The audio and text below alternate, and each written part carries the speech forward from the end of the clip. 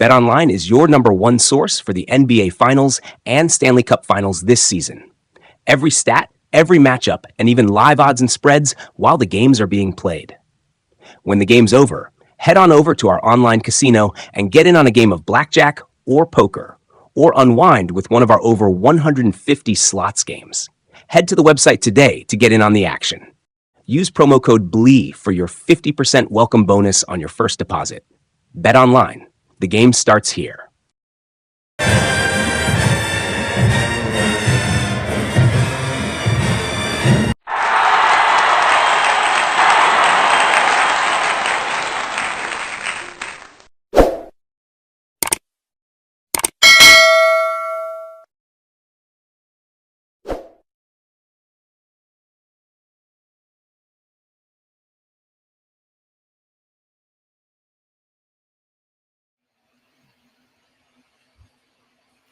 Yo, what's happening? What's cracking? Hold on.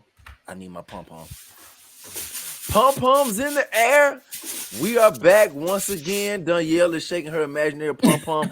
This is Tiger Talk with the 1400 Club. You are here with Band Sessions with Da Boom. We are back once again. Always a pleasure to be back.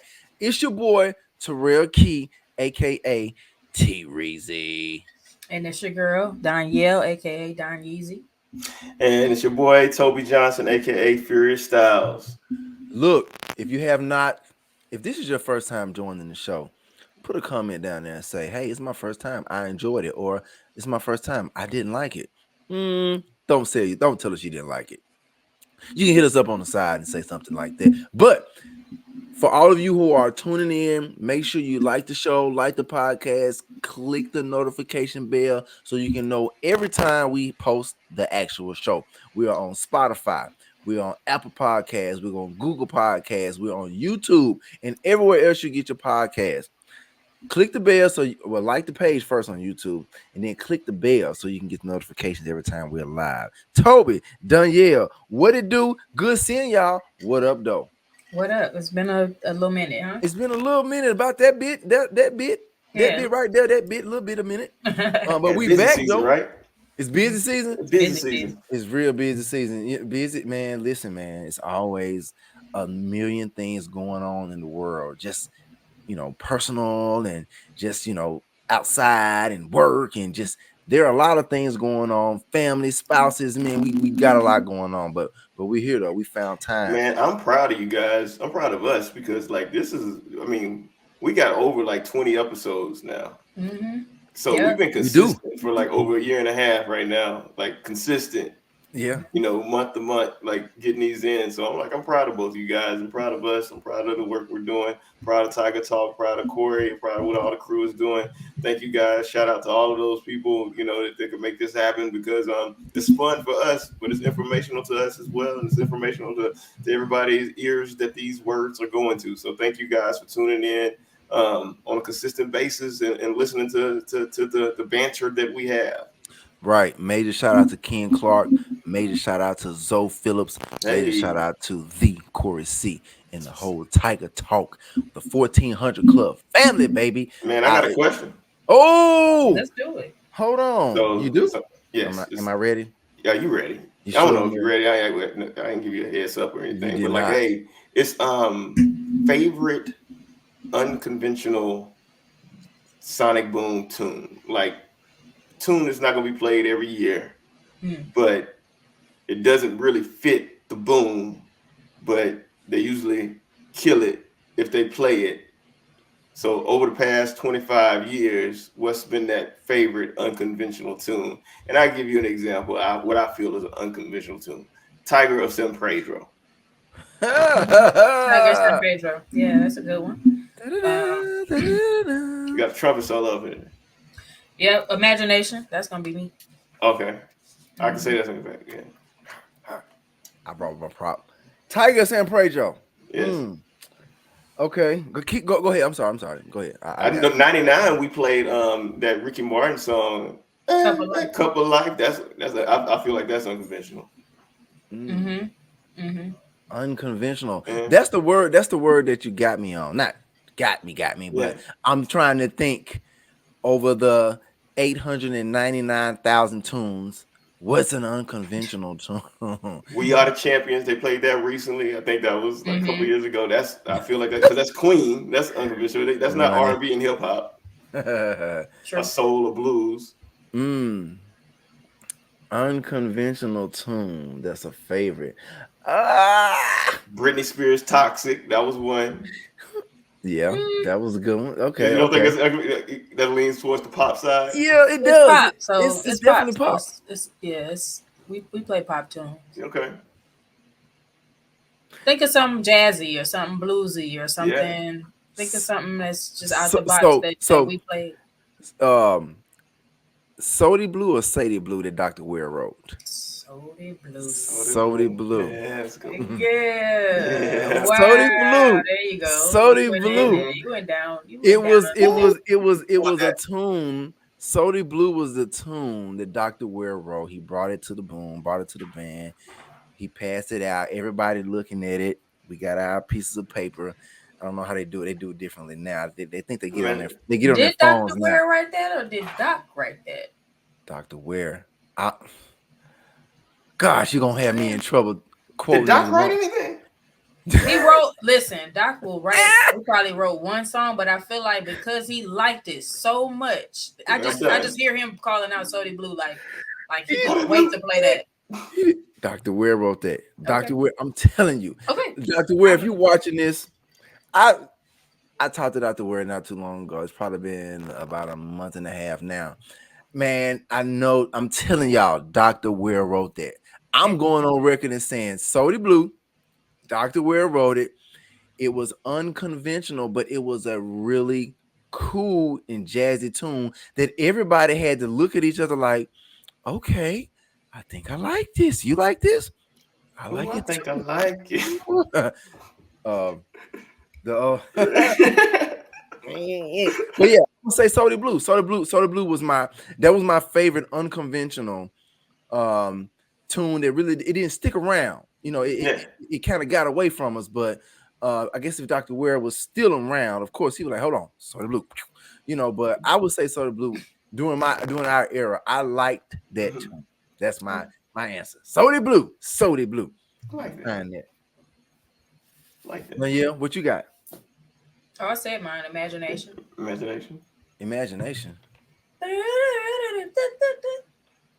wasn't unconventional. We played that joint every year. No, we did not. We did not. You're right. We did not. And it's not. It's like we used to beg, like bring it back. It's not. It's definitely unconventional. It's Al Jarreau. Watch this. I'm gonna tell you something about imagination. It's funny you said that one because I'm joking with you. Our part, when we got the paper, the part was not clear. Like we didn't really like some of the notes. We didn't know if it was on the line or in the space. We couldn't really tell because it was like a copy of a C sharp. I don't know. It was like a copy of 15 copies. And then from back in the day. From back in the day. So I saw us like taking like a pen or a pencil and trying to complete the circle. If it's a quarter note, okay, this has to be on the line. So we roll with it, and then when we play it, and then it was like, oh, it sounds great. So that's gotta be that. It sounds good. So that's it. So imagination was I actually liked that tune. It was a really, really cool tune. And it didn't stick around a long time, but I mean, it was a tune. It was definitely our era. So I can dig that. Good question. Toby Johnson. No. Toby. No. Came with that on the fly. That's good. Came on the fly. And you said Tiger San Pedro was yours. Tiger right? San Pedro was mine, man. Yeah. So I still have look at this. I'm gonna get into why I have a mellophone. You're missing a valve. You fix that, man. You're an adult now. Always your own people that do you like that. I didn't find the smallest thing. I did not say, hey, what do y'all think about this horn? I am showing y'all I have a horn in my hand. But thank you. Okay, congratulations. I'm planning on getting to the music store to get this. But I'm gonna get into later on, maybe not during the show, maybe after the show, to why I have a mellophone in my possession, a whole mellophone. Does it belong to? No mind. It does not belong to no school. You thought I took it from a school? Look at the end of the year. Let me hold that. Let me hold that. I'm up there volunteering. I'm up there volunteering car line or something, and I ease my way into the band hall. Like, hey, anybody, is that horn belong? Can I see that for a minute? I want to in your back seat. Yeah, let me look. No case. Oh, you asked the band director to bar, and then the band director moved to another school. You're like, oh man, I didn't get him his mellophone back. I'm playing, y'all. I didn't give him my mellophone back. I would never do anything like that. All right, y'all, let's get into it. That was good. I like that. That unconventional. All right, y'all. So we here. It's time for our next special guest because what? All of our guests are special. All of our guests are special. So I don't want to waste any more seconds, y'all. Without further ado, ladies and gentlemen, boys and girls, chickens and cows, dogs and cats, it is time now for Mr. Lowell Hollinger. Danielle with her imaginary pom-pom. Yes. Hey, first and foremost, it's always a pleasure to have 1998 splasted across the screen. I made that word up, splasted. The great 98. No disrespect to all the other classes, but it's amazing to have the great 98 on. Lowell, what's up, Mitchell brother? How you be? What's going on? How y'all doing? Good to see everybody. CBs and CS. Come on, what's up? Okay, we here. So look, we're not gonna waste any time, man. So look, so before we get into it, I know you heard the question. I heard the question, and I couldn't wait to get on. You couldn't wait to get on. So go ahead. Before we get into what we get into, go ahead, sir. Okay, so first of all, you are not correct. Dr. Ware didn't write that. Prof. Davis wrote that. Dr. Ware just put it in finale for us to play it. That's right. And that was at Doc's request because Doc wanted to play Sody Blue. I knew he was passionate about it for something. Yes, he was passionate about it, and you were the only one in the band that liked it because everybody else didn't want to play it. But Doc made us play it, and he was like, "Hey, y'all gonna play this," and so we had to learn it and play it. Is this how we gonna start this one off? This is how this show gonna go today.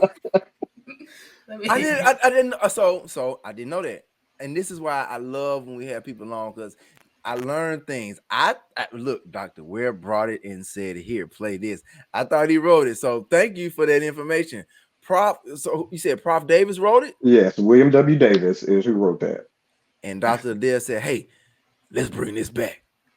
Yep, and so he wanted to play a Prof. Davis piece, and so he had Ware to put it in finale because it was handwritten, and so and apparently William W. Davis's handwriting wasn't that great, so he had to put it in. We put it in finale so that everybody could see it. So a lot of the stuff that go ahead. I'm sorry. No, when you say in finale, like what does in finale mean? Okay, sorry. So that's a software program, a notation software program that allows you to put handwritten music inside a software program, and then you can extract parts and print out computer generated parts.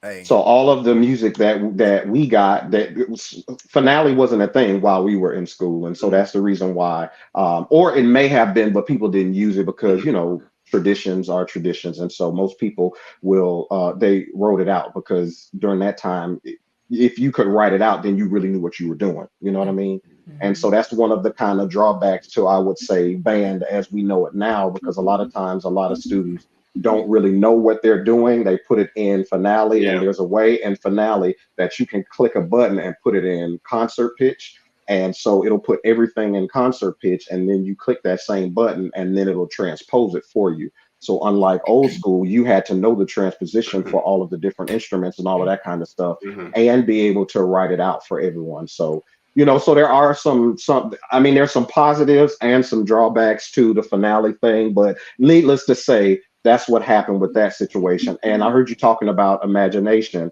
And so that was problematic with a lot of the stuff that we played. And so one of the things that I did is I put a lot of the music that we played during our era in finale so that the band can play it and not have to worry about trying to figure out what notes are. And then the other thing is, like, if you think about Swoop, there were a bunch of cuts in Swoop when we got it. And so we had to basically learn it by rote to know, okay, Right. you know, cut this out, cut that out, you know what I mean? And so what I did was I put it in Finale with the cuts. So now the band, since then, they don't have to figure that out. It's already written in there.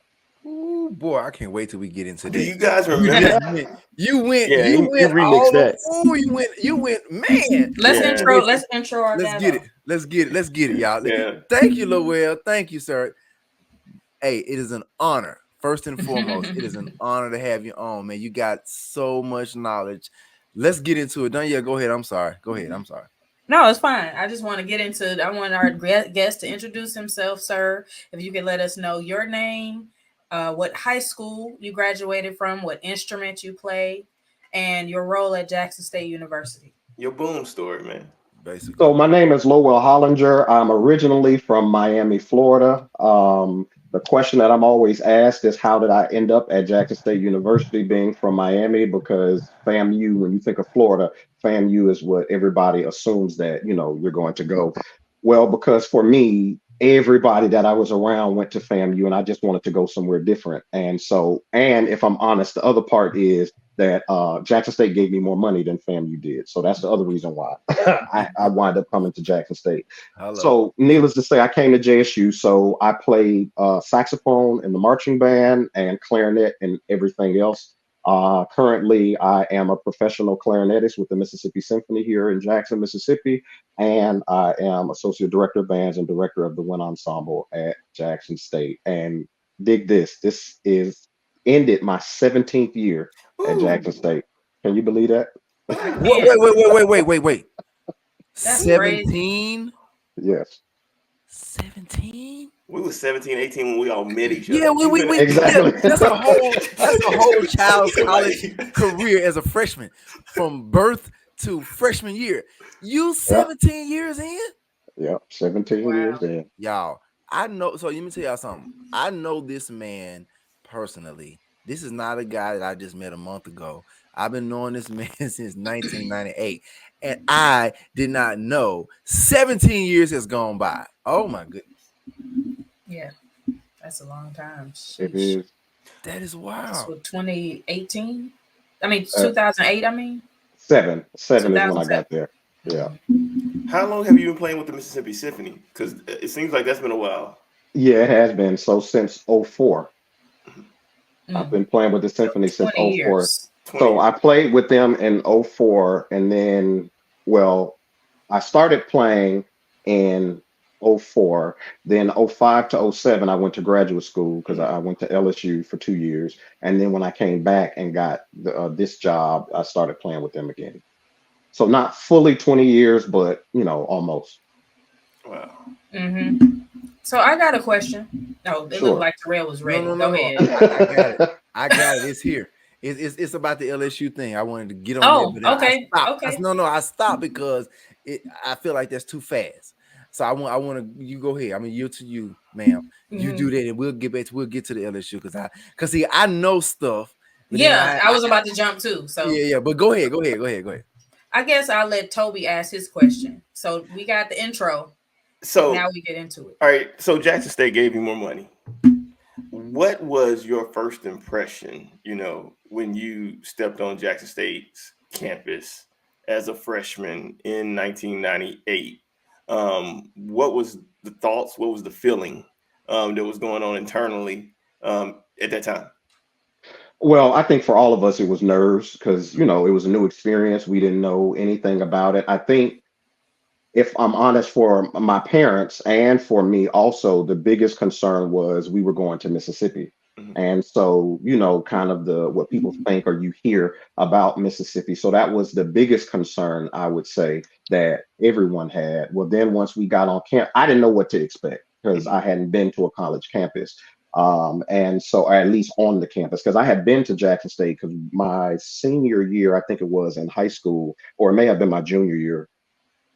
It was 97, fall 97 is when my high school came to Jackson to perform during, I don't think it was homecoming, but it was some game we came to perform during halftime. or before halftime or pregame, I think it was, but it rained. And you know how they do at Memorial Stadium. If it rains, nobody can go on the field. And so they let us on the field, but nobody, no other bands or anything like that can go on the field. So we weren't allowed to perform. So I came, but I'm saying that we didn't go to the campus because, you know, the stadium isn't on campus. And so when I got here in '98, that was my first time on a college campus. And so, you know, I mean, it's way different than it is now, but still, I think so. For my mom, I was okay. My mom, it was hard for her because Dixon Hall is where she had to drop me off of. And during those days, Dixon Hall looked kind of prisonish. And so like the PJs. right.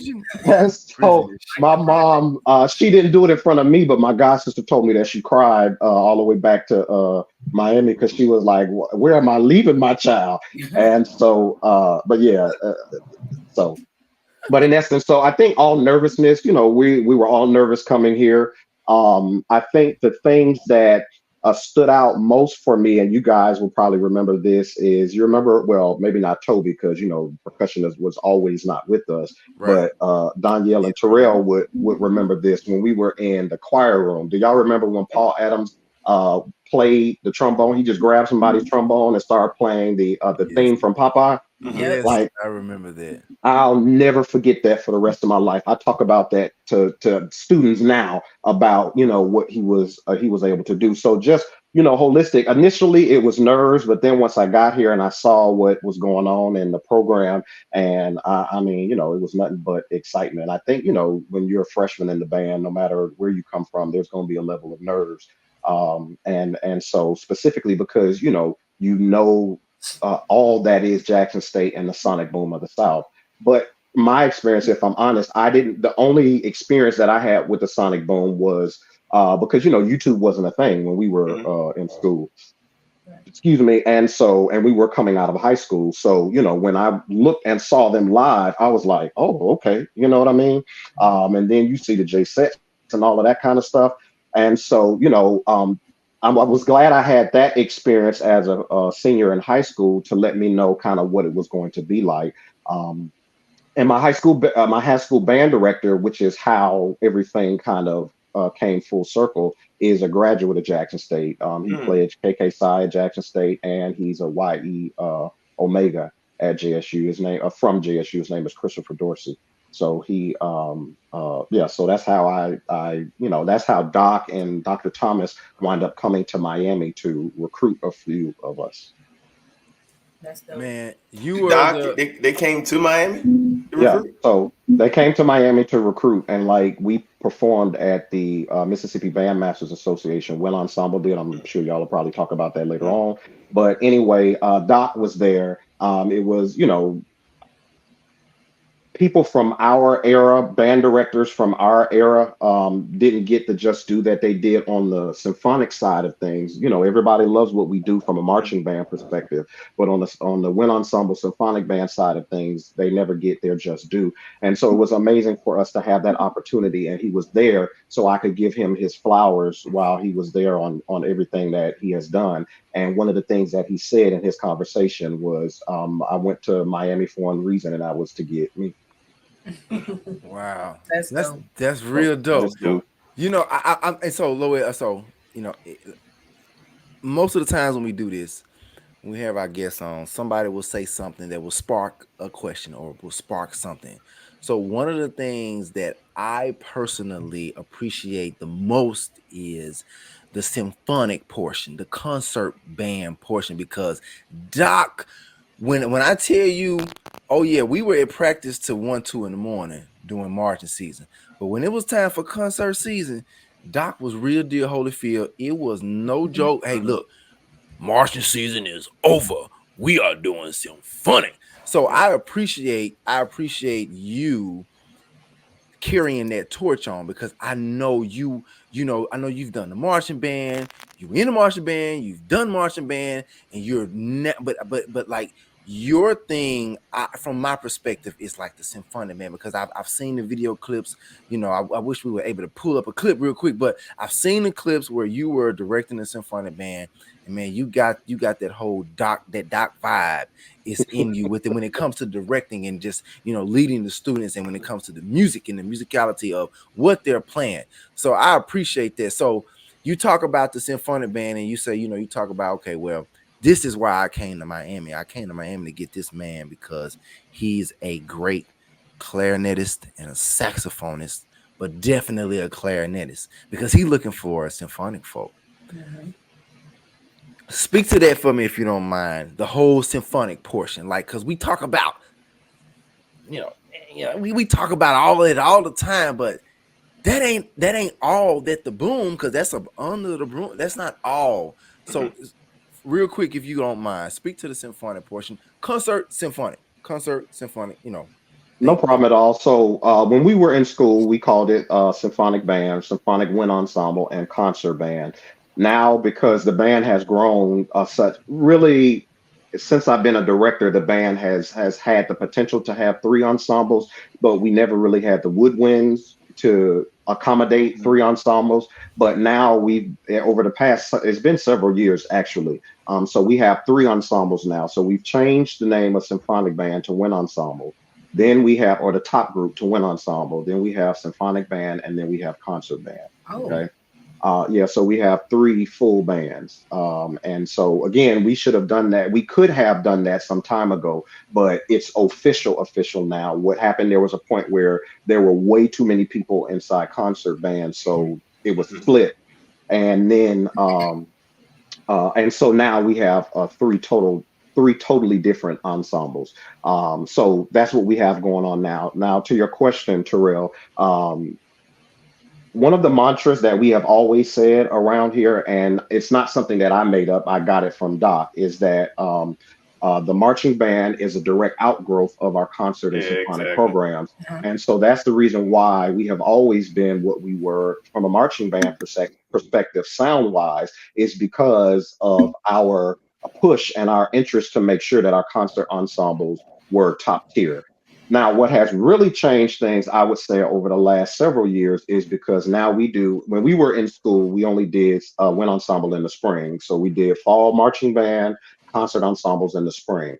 Well, now we do it a year round, and we've been doing that since about 2015. And so now, wind ensemble, we did have wind ensemble and symphonic band that were both happening in the fall. Now, just because of schedules and stuff, we only do wind ensemble in the fall. So wind ensemble meets year round. So we do fall and spring. We have one concert in the fall, two concerts in the spring. A part of how we do that is we were able to, we've always done the small ensembles, woodwind ensembles, percussion ensemble, and brass wind ensemble. So what we did is we just extracted the wind ensemble students out of those ensembles and made it an ensemble, and we meet at the same time that those do, so there won't be a bunch of conflicts on Tuesday and Thursday. And so that's what we do in the fall. And so we have a concert, and we try to pattern it around the season because they're doing a lot, and so we want to make sure we try to pick our concert date that's during the off week, or what I'm saying, or something like that, so it doesn't conflict with anything that the marching band is doing. And so we do that in the fall, and then we have two concerts in the spring. Usually I try to have a concert around the end of February, and what I try to do is play literature from underrepresented composers, so Black folks, women, anything of that nature. And then we have another concert in April. And so that's kind of what we've been doing around here. But the biggest thing for your question is just to make sure that people understand that we are a well-rounded program, always have been. But now we've just added on to that by having wind ensemble in the fall. And so a lot of that, I'm not tooting my own horn, I'm just simply saying that the concert element, and that includes all of it, wind ensemble, symphonic, and concert band, is a lot of the reason why the marching band is what it is because that has always been something important to us. You know what? You just said something right there. I saw your finger, Toby. I'm sorry, but my finger. Hold your thought. No. My finger came out first. When you said that, Lowell, it took me back to the things that Doc taught us. 1998, 99, 2000, 2001. It took me back to that. I did not understand that when I was a student. I wasn't a music major, but I was a music guy. I didn't understand why Doc was like, symphonic band, concert band, this is the meat and potatoes. Like hearing him say that as a 17-year-old or as an 18-year-old, it didn't stick. Listening to you say that now, it has so much weight to it and it makes so much sense. Like the piece of the puzzle that the world has been missing has been missing. I was trying to missing the piece of the puzzle that the world has been missing. What you just said, the reason why the marching band component is what it is basically because of the wind ensemble, symphonic band, and the concert band. Lord have mercy. It is. That right there was a word, sir. Because that's when the real teaching happens. Sorry to cut you off, Toby, but that's where we have the time to really focus in on teaching. Because I mean, if you're trying to prepare for a football game, like you don't have time to be talking about a long tones, lip slurs. I mean, we do all of those things in warm ups and marching bands. So don't get me wrong. But when you can really delve into it, explain the purpose of it, explain what it's going to do for you long term, and all of those things that are important, and really dig into it to make sure that you're doing, and then to differ it, you know what I mean? Because most of the time in marching band, we kind of do the same warm up, and then we go into whatever we're doing for preparation for performance. For performance, exactly. So. And I think like it's two things that I want to. Mr. Gaines, when he came on the show, one of the reasons why he chose Jackson State, because he transferred another transfer portal band, but he transferred from Southern, and what made him want to come was because Jackson State had all of these musical elements. They had a jazz band, they had a concert band, they had a symphonic band. So like even in those times in the early 70s, that Jackson State was ahead of the game in the HBC world, where they were being able to offer all of these things to be able to entice young talent to come there. And even like now, it didn't stop. It wasn't stagnated. Jackson State has grown so much work. Now we having wind ensembles in the fall and in the spring. So when you're recruiting and you're a true musician, you live, breathe, and you love that instrument that you're playing, and you come visit and you see that you can do both full time, that's just going to entice more students to come. And we see that now. But then I want to attach that also when you're looking at the Boom, that we all played in, especially looking at it now, looking at it as a 44, 45, 43-year-old person, and they play a song like I Know, a Love, and you hear chromatics in there. And like it's fast, it's 16 notes, and and it's like, oh, where did that come from? Or how they bridge an ending, and and how they do those lip slurs within it. That's not happening in Sonic Boom practice. That's you can see how that's a connection to wind ensemble, concert band, and so that's beautiful because it's always been that connection. But it didn't resonate with us when we was in it because all we wanted to do was just crank. Now, you see the build that these youngsters have from one to the other. So that's going to make the product better, what everybody see. And that will make you guys the gym because people don't see you because you're not on like YouTube like that. You guys might not get those numbers and those views, but it's a direct connection because it's the same kids. Right, absolutely. And one of the things that Doc always says is that even when we're talking to other colleges and specifically HBCUs, is we're all getting kids from the same gene pool. You know what I mean? And so he says it all of the time. So we getting the same kids that are dealing with the same things. I will say that it hadn't changed much from when we were there and you were like, I don't really get it. You know what I mean? For some of us. But I will say there are more kids that only come here because they know we're a well-rounded program. So now we're in kind of a generation of where these students want to do more than just marching band. Now, don't get me wrong. There are still those that are still band heads and all they care about is marching band. I mean, that's just the nature of the beast. But there are more now that want to be in a program that has both options than it was when we were in school. Yeah. I wish, and this sounded like an old head. I just wish that they would see that there is a direct connection, and the reason why they're so good and why they're being recognized, currently is because of the growth of those major undertone parts, you know, this under the roots, under the soil that pushes that seed out and make them better, you know. Yeah. And I think, just to add to that, I think symphonic band, I think it helped the students connect to the instrument more. So like what you were saying about like lip slurs, long tones, those sorts of things, that it's kind of like packaged for marching band.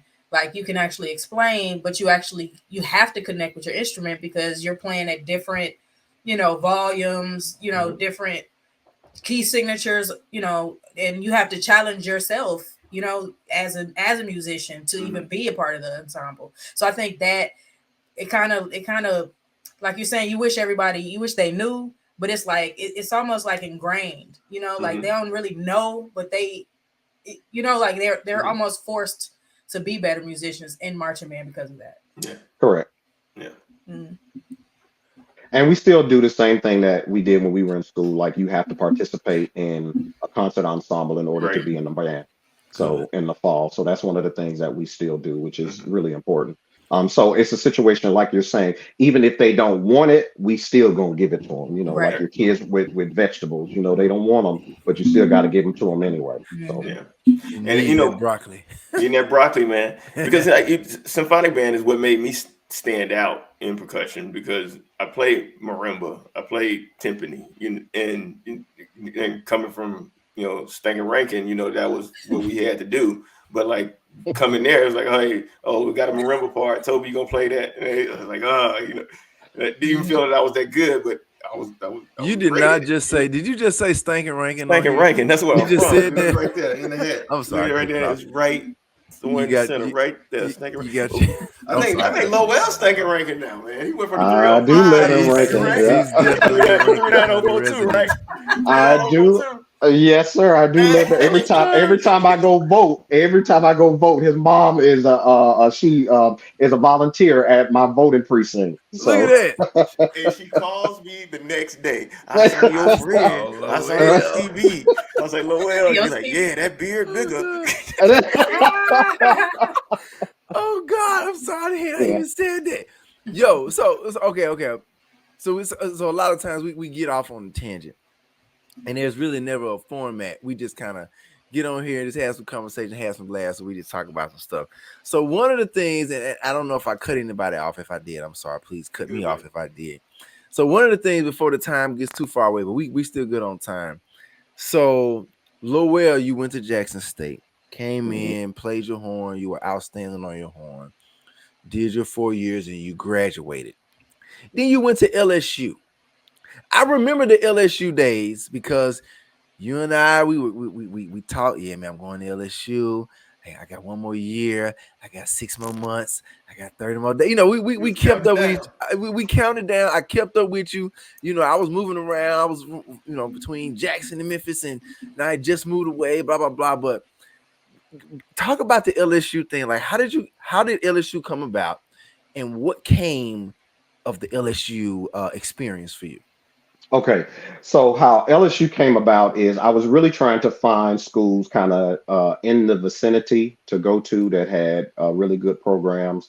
I knew that I wanted to do performance, and so I checked into different programs. So the full story was, so first of all, I didn't graduate in 4 because I have 2 undergraduate degrees. So it took me 7 years to finish, but that's because I have 2 degrees. So I started in biology. Yeah, so I started in biology, and I did that I wound up doing a 5th year. I didn't march, but I did a 5th year. That's when I was doing all the finale stuff in my 5th year. Okay. And so I did that. I did my 5th year because I could have graduated, but I really didn't know what I wanted to do. I wasn't sure. I knew I didn't want to kind of do the biology thing, but I was too far along to not get the degree. Because in biology, there's only 3 things you can do: go to medical school, work in a lab, or teach. I didn't want to do any of that.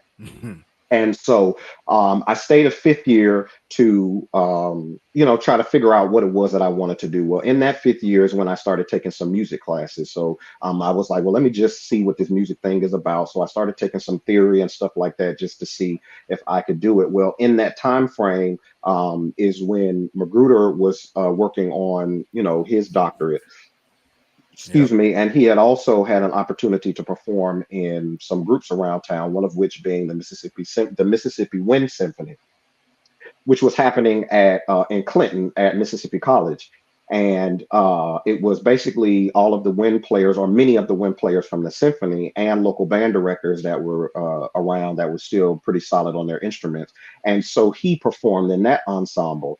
And so to kind of get to it, I went to one of those events. Magruder was the principal of the Mississippi Symphony was there, and so I met him there.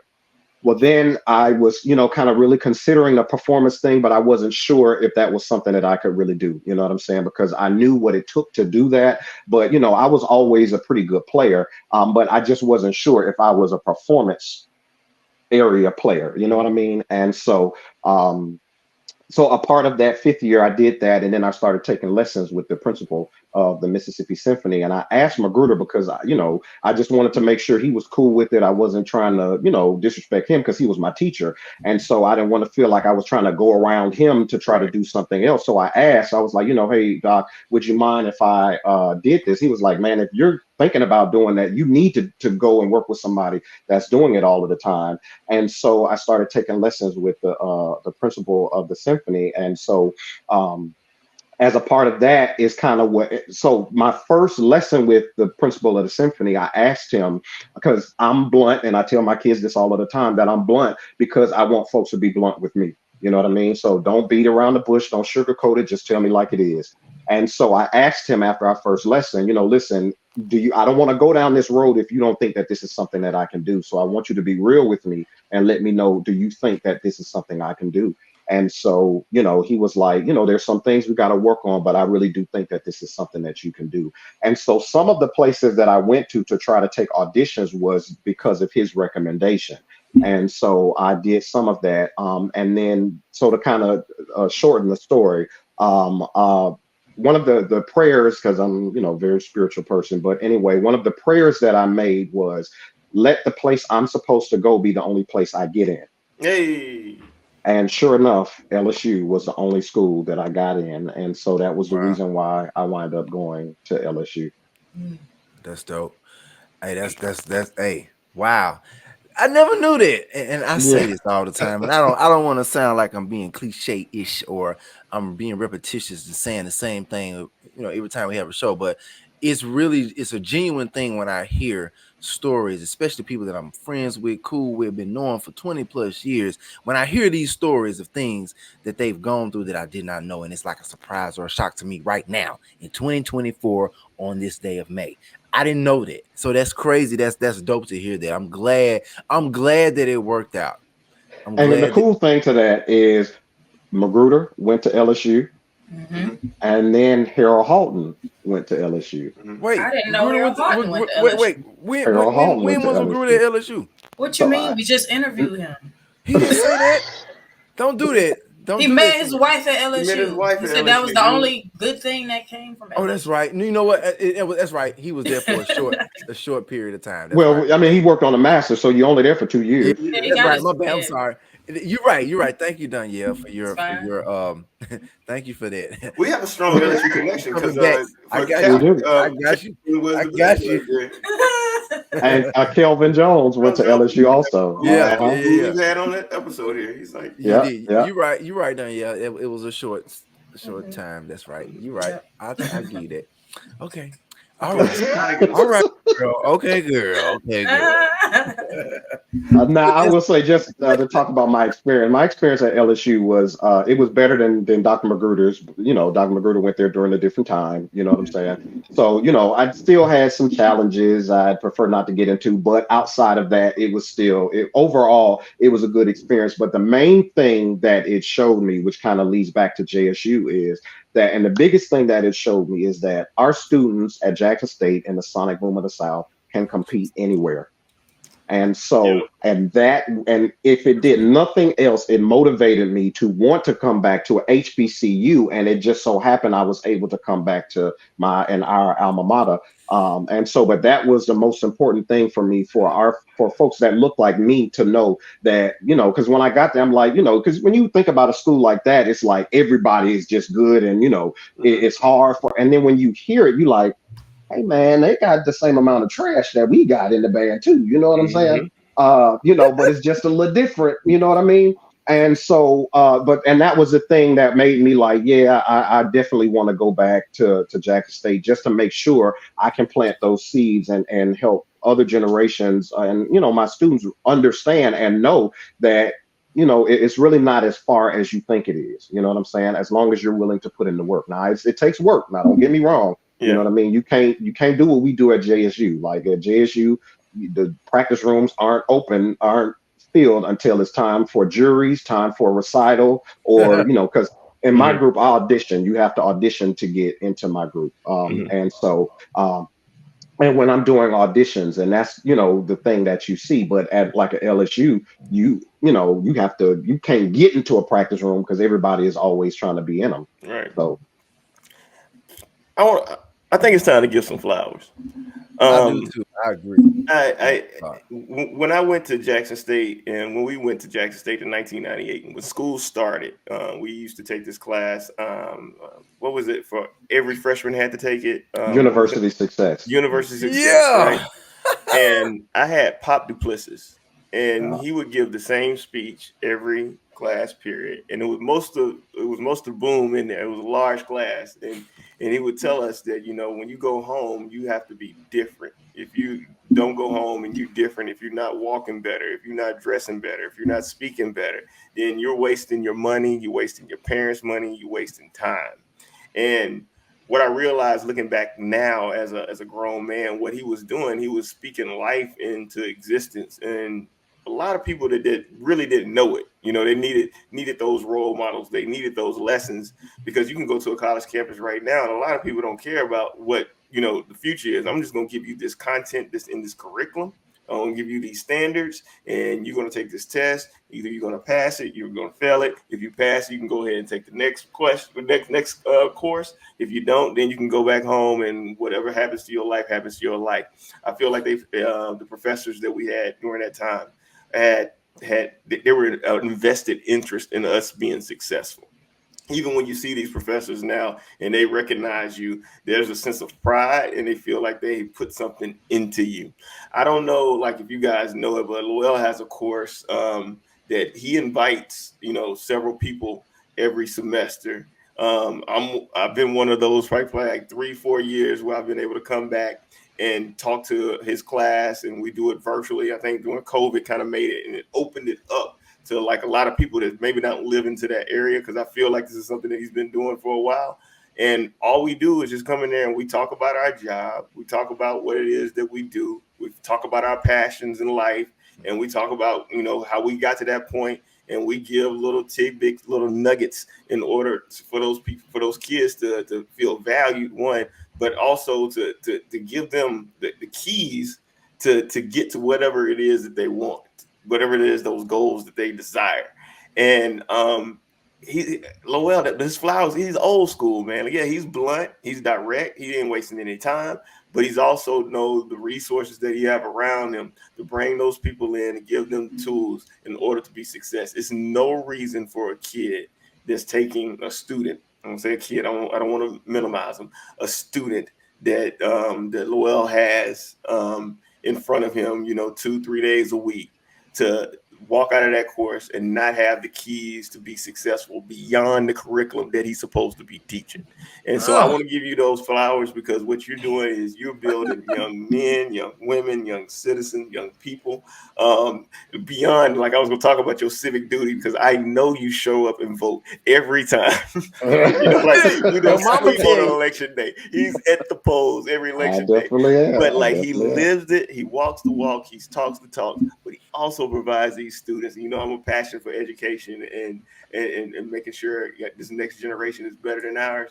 And he's doing that work in order to make sure. And it's even better because it's from the students that have something in common with us. They love that Jackson Fair. They love the DI love. They love Jackson State University, and he's and he's building into that. And that's what makes me proud of you. And so those flowers I got to give to you today, because like we're proud of you, man. And you know it makes it even better because you part of that great '98. And that great '98 boy. I appreciate you. I appreciate you. So just to kind of tell y'all that I teach a class. It's called Instrumental Methods and Materials. Before I say that, to your point, Toby, for me, because if you think about us, the people that we remember and that were the most important, we remember them from the life lessons that they taught us, not from the curricular things that they taught us. You know what I mean? Or not the content things. We love them for. We may have learned. We did learn, because I learned musical things from Magruder. I definitely learned musical things from Doc. You know what I mean? And like one of the things I say, and all my students are always laughing, or they say it with me. I always say, "Help me," and I got that from Magruder. Right. So like we doing something, they scoring, I'll be like, "Help me." You know what I mean? And before I say it, somebody screw up. Somebody in the band gonna say, "Help me." You know what I mean? So and it's just those and that's what I've always been about, or that's at least what I've tried to do. And one of the things I tell the students all of the time is, if I don't teach you anything else musically, I hope you get some musical things from me. But overall, I hope you learn life lessons. And that's what I'm trying to teach, is life lessons and things that they can, even the ones that, don't like me at the time, not that I care. But anyway, eventually they'll know that, what I've said or what I'm doing, because I definitely believe in tough love. I'm still going to love you and I want the best for you, but I'm just not going to sugarcoat it. But to get back to the class, so the class is Instrumental Methods and Materials. And a part of what I try to teach them is it's a bunch of senior music majors that are getting ready to go into the field and start, teaching that kind of thing. And so rather than me stand in front of them and lecture to them about, how to be a band director, about principles, about, the people that you'll have to be in contact with as a band director, I bring them in, and those that are doing it, so that they can talk to them to figure out what it is that they need to do. Or, so I always have a high school and middle school principal to come in and talk to them.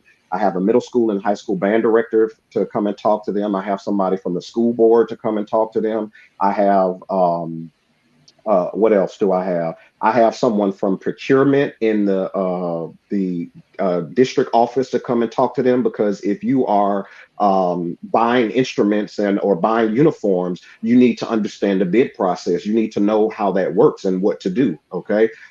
Something else that I do is I have an architect to come and talk to them, because if you are a band director at a high school or middle school and the school is getting a new school, who do you think they're going to come to ask what your band room needs to look like? They're not going to talk to the principal or to the assistant principal. They're coming to the band director. And even if they do, if you have a good principal or assistant principal, they're going to come and talk to the band director to figure out what it is that you need for the band room.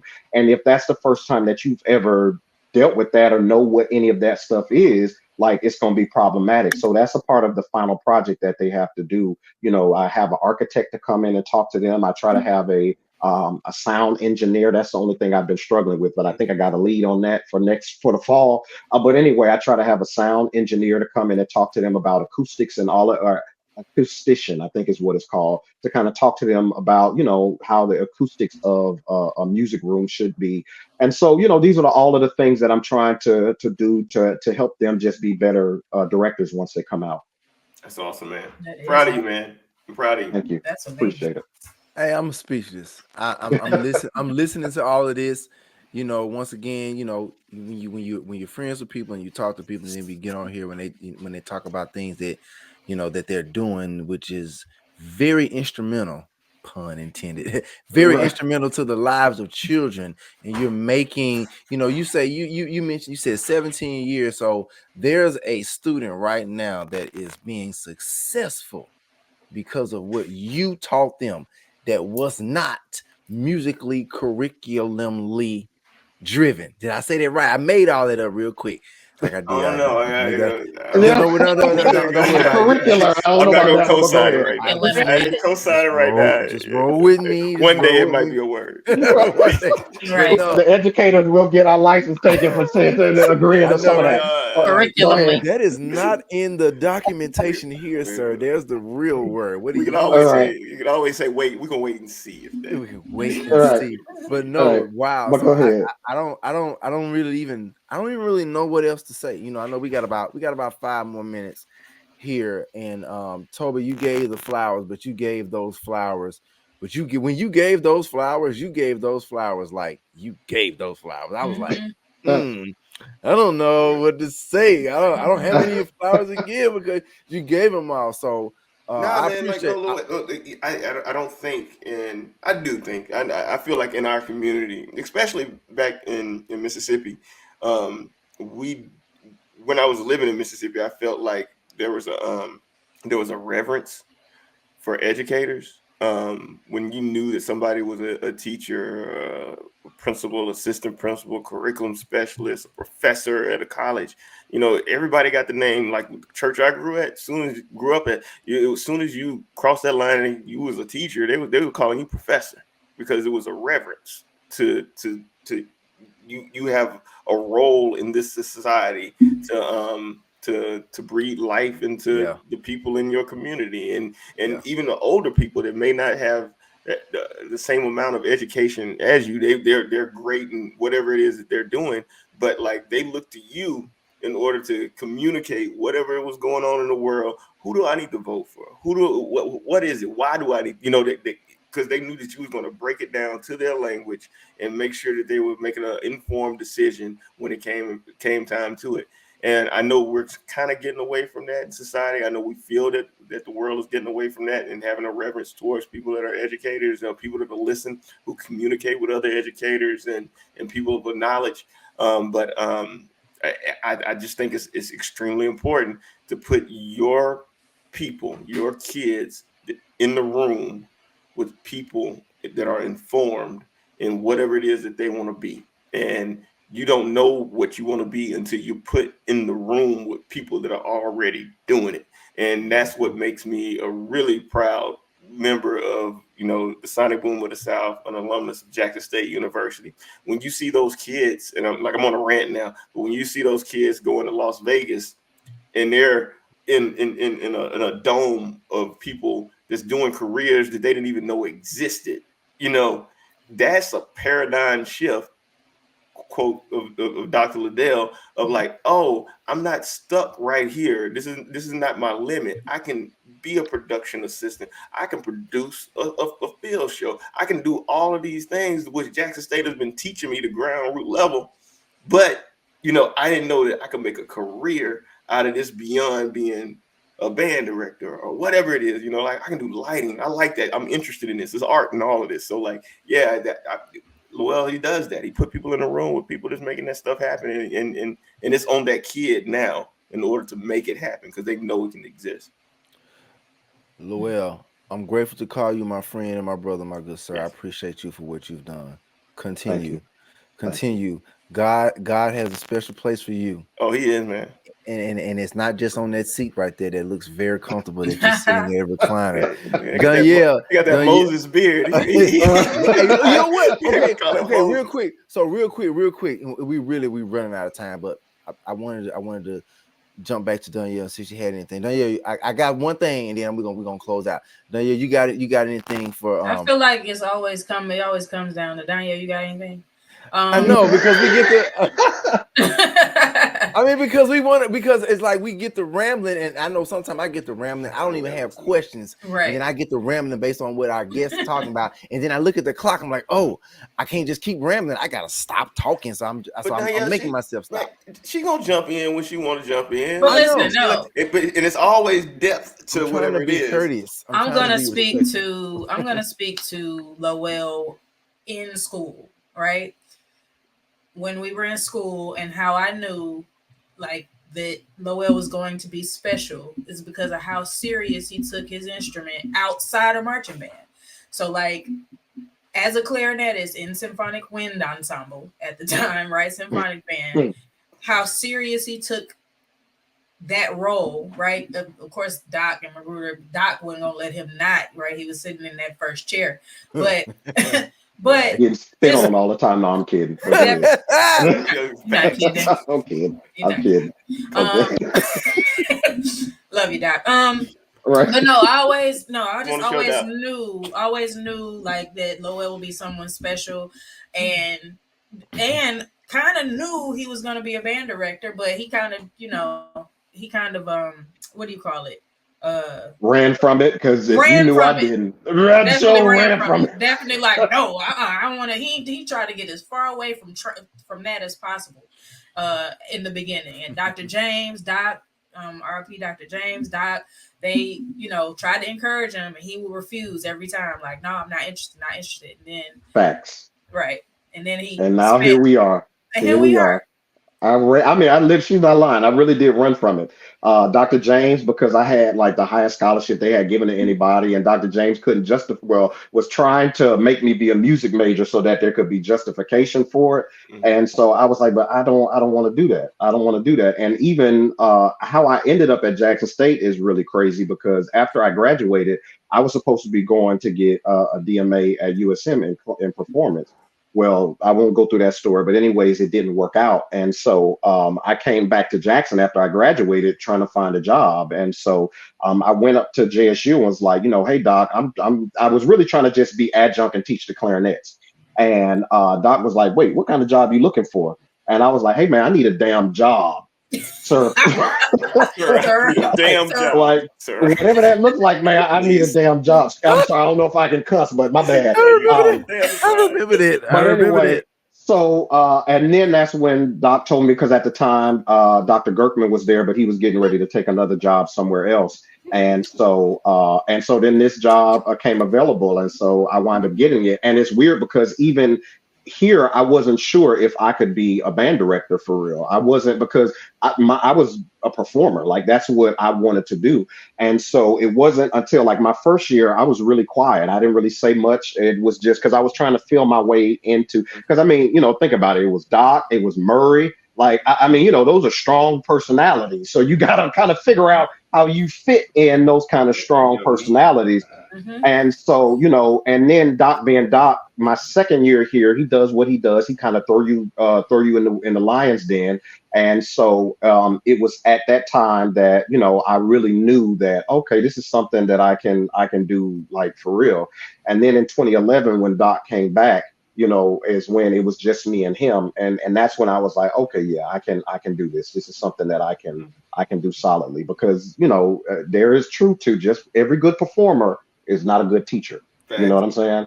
And so, so it was just something I kind of had to find my way. And for me, I attribute it all to spiritual, because, how I'm able to make a band sound like it does when I'm in front of it, I can't really tell you with words. You know what I'm saying? And so that's how I know that this is a God thing. I got one more question. Yeah, go ahead. Coming from Miami. Uh-huh. I live in Florida. Miami different. It has everything. You come to Jackson State. 1400 J.R. Lynch Street. Yeah. Go to LSU. Mm-hmm. You didn't go back home when you needed a job. But you went home. I did. Why? Because that's not something that always happened. What was it about Mississippi that made you feel safe? Oh, that's a really good question. So it was because it was home, because all of my lifelong friends I met here, all of y'all and the people that are my best friends in the world now, I met right here in Jackson. And that's the things that I tell the students, when they come. I'm like, look to your left and your right. First of all, some of these people ain't gonna be here. Right. Number one, I say, but then number two, the ones that are here are going to be your best friends in the world. And I say that, you might keep one or two of those high school friends that you had, but for the most part, and so personally, I still communicate with them thanks to Facebook. But the people that I talk to, like that are my dogs, mm-hmm. I met all at Jackson State in the Sonic Boom of the South. And so, but that's the reason why I wind up coming back. And because, I just wasn't trying to go back home. It was nothing there for me that, but I knew I could find something here, or I could figure it out here. On top of the fact that, like I mean, when you're from a big city, going to now some people that are from big cities want to go back to the big city life, and they like it's too small here. But I was the converse. For me, it was fine. I was fine with the quietness. Like in Miami, trying to get 10 miles, it might take you 2 hours. Oh, So right. like the traffic here, I sit there and I'm just happy because I'm like because I know it could be worse. You know what I mean? And so so I came back because it was what I knew. It was home. And then I kind of said it earlier. The most important thing for me, specifically when this JSU job came up, was to be able to give back to people that look like me from my alma mater to help them know that they can go to these big name schools or these PWIs and be just as successful. They just got to know, first of all, how to get there and have people kind of pushing them to do it. Hey, when I say that was amazing. Oh, yeah, well, hold on. Pom pom. Yeah, where's your pom pom? In your hand. There it is, right there. You just gotta know. Hold on. There we go. There's yours right there. That's yours right. Yeah. That's yours right there. So Lowell, so unfortunately, like always, time does not wait for no man. We're out of time, man. I personally thoroughly enjoyed this conversation. I enjoyed having you come on and share. I personally enjoyed you being able to take the time out in your schedule, busy guy. Husband, two little beautiful daughters, man. I know it's a lot of work, man. But thank you so much for allowing yourself to be able to come on and just speak with us within this time, man. So we're gonna get ready to end this, and before we end this, we're over time. But Lowell, do you have any last parting words? Any things you would like to say? Any shout outs? Just words of wisdom? Anything that feel on your heart, or nothing? You can just say, "No, I'm good. I did it all." But if you have anything, I want to allow that at this moment. Well, first of all, after we get off, I got to go practice because I got a concert on Saturday. But Okay, anyway. cool. But the only thing that I want to talk about quickly is just the fact that the JSU Wind Ensemble performed at the Mississippi Bandmasters Association this past December. We were the first HBCU or band of color to perform at this event in its history. And the biggest thing is it was a concert ensemble situation. So it wasn't the marching band. It was our wind ensemble got to perform there, and we were the first one in its history. The organization has been in existence since 1928, and so it had been, it had been. We're the first Black band of color or HBCU to ever have an opportunity to perform there. It was a little rocky because it was some kind of drama, but God worked that thing out, and we were able to go and perform. And I mean, the kids did amazing. People are still talking about it. So and that's all I've ever wanted to do is to try to make sure that we have these kind of opportunities. And so I have been doing a lot of talking to people that kind of were in those loops to try to make this an opportunity for us. And so I'm just ecstatic at that for the kids, not even for me, but for the kids at them having that, because now they can go out in the world and say, I was in the band at JSU and the wind ensemble when we performed at the Mississippi Bandmasters Association conference, and we were the first HBCU. So these kids right now have just had so many amazing opportunities between the Super Bowl and all of that stuff. All of that stuff is definitely amazing. But then in addition to that, this is also one of those things that they can kind of hang their hat on and what they've had the opportunity to do while at Jackson State. So the resume choose Jackson State. I did. Oh my God, I hadn't heard that in so long. Amazing. Choose Jackson State. I did. Yeah. Like a campaign. Lowell, we appreciate you, man. We really appreciate no problem. you. Appreciate y'all. Appreciate y'all. Hey, appreciate y'all. We about to sign off. I know you got to go, but no, I don't. I'm good. I can hang out for a minute after we're done. We got the after the show. So we're gonna get ready to sign off. I have a mellophone here. I said I won't talk about it, but I'll talk about it another time. Don't, man. I'm not gonna talk about it. No. It looked like it's sticky too. Lowell, especially with that cap talking about me. You got that valve cap missing. No valve all over there. They try to check me, but it's all good. That one probably gets stuck inside the valve. Gotta slap it on the side. Turn it upside down and hit it on the bottom. But yo, so that's it, guys. Y'all appreciate y'all for tuning in. Once again, this is Tiger Talk with the 1400 Club.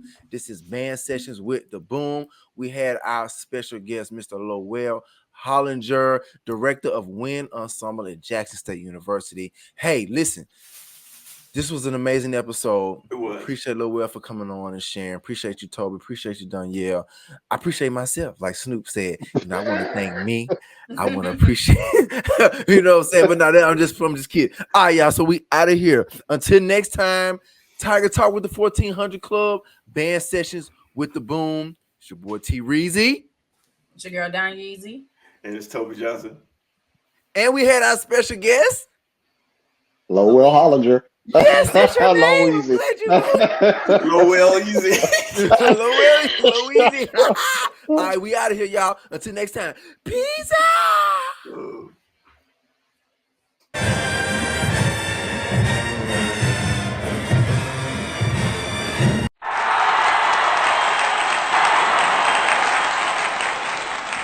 Tiger Talk with the 1400 Club is presented by Bet Online.